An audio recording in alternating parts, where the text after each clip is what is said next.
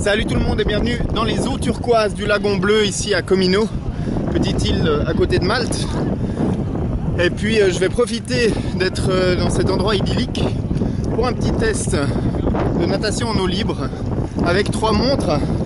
J'ai à mon poignet gauche la Garmin Fenix 5S, à mon poignet droite la Polar V800 et puis ici sur la bouée qui va servir de référence la Fenix 3. Et puis elle est en mode course à pied, comme ça elle va nous faire une trace GPS précise de là où je vais nager. Et puis on va pouvoir voir un petit peu les performances entre la Fenix 5S et puis la Polar V800 ici. Dès que les montres seront prêtes, on va pouvoir faire le tour de ce petit île ici, voir un petit peu ce que ça donne. Il y a des vagues aujourd'hui, j'espère que ça va le faire. Voilà, donc c'est parti. Voilà, donc pendant cette natation, il a fallu braver le vent, et ça soufflait fort, il a fallu braver les vagues, mais j'ai vu des choses relativement magnifiques. Et puis je me suis arrêté à 2 reprises, une fois pour prendre en photo cette étoile de mer. Alors la photo n'est pas forcément terrible, mais sur le moment c'était superbe. Et bien un petit peu plus loin, il a fallu slalomer un peu entre des méduses, ça c'était un petit peu moins rigolo. Je me suis pas fait piquer, heureusement, et puis j'ai pris la photo avec une marge de sécurité relativement importante pour éviter toute catastrophe. Mais quoi qu'il en soit, eh bien, j'ai fait le tour de cette petite île. Il y avait des vagues, c'était un peu sportif mais sympa. Donc en gros, j'ai téléchargé ensuite les traces des différentes montres et puis elles sont maintenant disponibles dans le comparateur de traces du site. Vous trouvez le lien évidemment en commentaire de cette vidéo.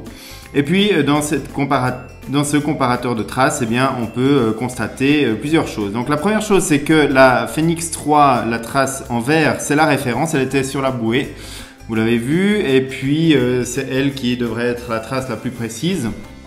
Et puis ensuite, on voit clairement que la Polar V800, elle, a pris une trajectoire relativement large par rapport aux deux autres.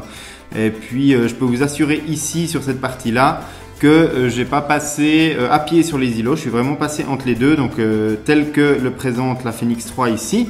La Fenix 5, elle est pas très loin. Par contre, au moment où je me suis arrêté ici pour prendre en photo l'étoile de mer, typiquement, on voit que la Fenix 5, elle a un petit peu paniqué, elle a avancé, reculé, avancé, ce qui explique probablement la différence de distance ici. On voit que la Fenix 5, c'est celle qui a mesuré la plus grande distance. La V800, elle a une ligne qui est extrêmement lissée, qui passe un peu plus au large que la réalité de la petite île, alors qu'on voit clairement que je suis passé relativement proche des côtes pour essayer de me protéger des vagues avec la trace de la Fenix 3. Et puis la Fenix 5, hormis la pose ici et puis ici, là où il y avait la photo de la méduse, eh bien, elle a relativement bien respecté la trace de la Fenix 3 qui est la référence. Donc sur ce comparatif, on peut effectivement constater que la Fenix 5, si on ne s'arrête pas puis qu'on la laisse pas trop longtemps immerger, là où elle va perdre le signal GPS, eh bien elle a une précision qui est relativement bonne. Si on reprend le tableau des distances, la V800 a mesuré un petit peu plus que la référence de la Fenix 3, mais pas grand chose. Environ 80 mètres. Ensuite, la Fenix 5, elle a quelques centaines de mètres de plus que la référence, presque 200 mètres. Effectivement, quand on voit le tracé ici, on s'explique clairement que là, il y a une distance supplémentaire qui a été mesurée. Je pense que ce ne sera pas le cas si on ne s'arrête pas pour photographier la vie marine pendant l'épreuve de natation. Ensuite, j'ai fait un autre comparatif où cette fois-ci c'est la V800 qui était sur la bouée et puis les deux Fenix qui étaient à mes poignets pour la natation. La distance est un peu moins grande, donc on peut moins se rendre compte facilement de l'écart qu'il pourrait y avoir entre les montres, mais c'est intéressant de voir donc la trace bleue qui est la référence, donc la V800, qui fait vraiment une trace ici, notamment au bout de la zone surveillée de la plage. J'ai fait un virage quasiment à angle droit et là on le voit, c'est clairement défini. Par contre, pour les deux autres montres, pour les deux Fenix, c'est un petit peu moins clair et évidemment la trace est un peu moins précise. On n'a pas une trace qui est magnifiquement très précise en natation en eau libre et ici ça se confirme.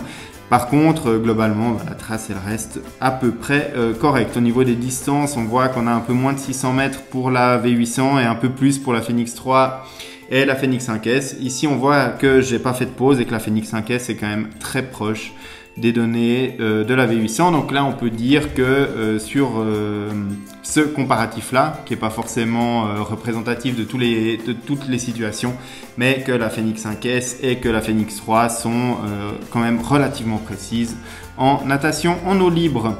Voilà, donc c'est sur quelques images que j'ai tournées après l'arrivée de ce tour de cette île à Malte que se termine cette vidéo. Je vous remercie de l'avoir suivi, j'espère qu'elle vous aura appris quelque chose et puis bien évidemment si vous aimez les vidéos, abonnez-vous à la chaîne et puis visitez le site web. Le lien de l'article écrit sur ce comparatif de natation en eau libre est évidemment disponible dans les commentaires de cette vidéo. Moi je vous donne rendez-vous bientôt pour d'autres vidéos. Merci d'avoir regardé, à bientôt.